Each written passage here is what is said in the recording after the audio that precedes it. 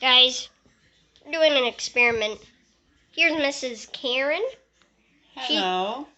She's gonna do a science experiment where she puts a light bulb in a microwave. Maybe it will explode and maybe it will light up, as much people will say. So, We shall see. yeah.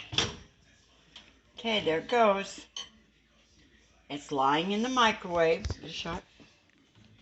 Oh my goodness. Are you scared? No, I'm not scared.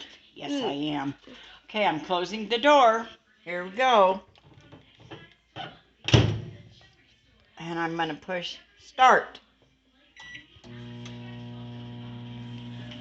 Oh, what? What? Turn off. It's best idea to turn off. That was cool. Wow. That was cool. That was epic. Do it some more. But if it, like, don't make it be too bright. Whoa, whoa. Oh. Whoa. It might start on fire. Did you see those flames?